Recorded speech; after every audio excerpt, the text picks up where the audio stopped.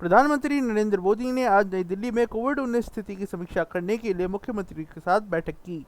इस अवसर पर केंद्रीय मंत्री अमित शाह व अन्य संबंधित पदाधिकारी भी उपस्थित रहे। केंद्रीय गृह मंत्री ने हाल ही में कुछ राज्यों में कोविड के मामलों में हुई वृद्धि और परीक्षण, ट्रैक, उपचार, टीकाकरण का पालन कराने और कोविड के उचित व्यवहार को सुनिश्चित करने की आवश्यकता के संबंध में बात की। केंद्रीय स्वास्थ्य सचिव ने इस अवसर पर एक प्रस्तुति दी, जिसमें उन्होंने दुनिया के कई देशों में मामलों के बढ़ने की चर्चा की, साथ ही भारत के कुछ राज्यों में मामलों के बढ़ने पर भी प्रकाश डाला। उन्होंने राज्यों को नियमित रूप से डेटा की निगरानी और रिपोर्ट करने, प्रभावी निगरानी बनाए रखने, बुनियादी ढांचे के उन्नयन और केंद्र द्वारा दिए गए धन का सही तरीके से उपयोग करने की आवश्यकता के बारे में भी बताया। इस अवसर पर उपस्थित मुख्यमंत्रियों ने महामारी की शुरुआत के बाद से समय पर मार्गदर्शन और समर्थन के लिए प्रधानमंत्री को धन्यवाद दिया। उन्होंने कहा कि यह समीक्षा बैठक प्रधानमंत्री ने सही समय पर बुलाई है और अपने राज्यों में कोविड मामलों और टीकाकरण की स्थिति के बारे में भी मुख्यमंत्रियों ने इस अवसर पर जानकारी दी। प्रधानमंत्री ने कहा कि भारत ने एक साथ मिलकर कोविड से लड़ाई लड़ी है और यह साफ है कि कोरोना की चुनौती पूरी तरह खत्म नहीं हुई है। इसीलिए यह देश की प्राथमिकता है कि सभी योग्य बच्चों का जल्द से जल्द टीकाकरण हो और स्कूलों में भी इसके लिए विशेष अभियान की आवश्यकता होगी। मैं सबसे पहले तमिलनाडु के तंजावुर में हुई आज जो हादसा हुआ उस पर अपना शोक प्रकट करता हूं। जिन नागरिकों की मृत्यु हुई है उनके परिवारों के साथ मेरी संवेदनाएं हैं। पीड़ित परिवारों की आर्थिक मदद भी की जा रही है।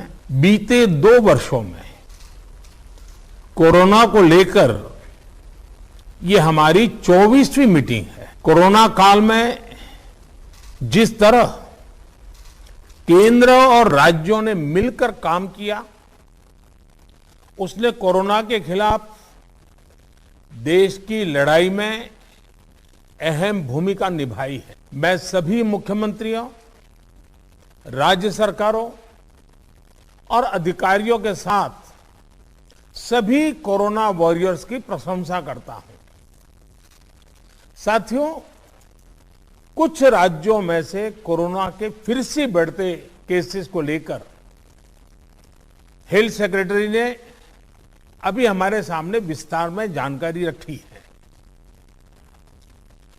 आदरणीय गृह मंत्री जी ने भी कई महत्वपूर्ण आयामों को हमारे सामने रखा है। साथ ही आप में से कई मुख्यमंत्री साथियों ने भी कई जरूरी बिंदुओं को सबके सामने प्रस्तुत किया है। ये स्पष्ट है कि कोरोना की चुनौती अभी पूरी तरह से टली नहीं है। ओमिक्रॉन और उसके सब वेरिएंट्स किस तरह गंभीर परिस्थिति पैदा कर सकते हैं, ये यूरोप के देशों में हम देख रहे हैं।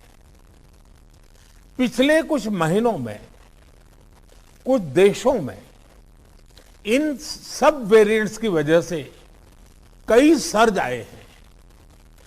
हम भारतवासियों ने कई देशों की तुलना में अपने देश में हालात को काफी बेहतर और नियंत्रण में रखा है। इन सब के बावजूद पिछले 2 हफ्तों से जिस तरह से कुछ राज्यों में केसेस बढ़ रहे हैं उससे हमें अलर्ट रहने की जरूरत है। हमारे पास कुछ महीने पहले जो लहर आई उस लहर ने हमने उसमें से बहुत कुछ सीखा भी है।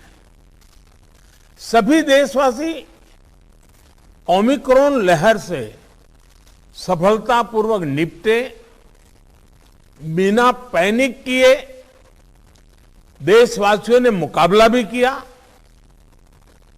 साथियों, 2 साल के भीतर देश ने हेल्थ इंफ्रास्ट्रक्चर से लेकर ऑक्सीजन सप्लाई तक कोरोना से जुड़े हर पक्ष में जो भी आवश्यक है वहां मजबूती देने का काम किया है। तीसरी लहर में किसी भी राज्य से स्थितियां अनियंत्रित होने की खबर नहीं आई। इसको हमारे कोविड वैक्सीनेशन अभियान से भी काफी मदद मिली। देश के हर राज्य में, हर जिले में हर क्षेत्र में, चाहे वहां की भौगोलिक परिस्थितियां कैसी भी रही हो, वैक्सीन जन जन तक पहुंची है। प्रत्येक भारतीय के लिए ये गौरव की बात है कि आज भारत की 96% वयस्क आबादी को कोरोना वैक्सीन की पहली डोज लग चुकी है। 15 साल के ऊपर उम्र के करीब 85% नागरिकों को दूसरी डोज भी लग चुकी है।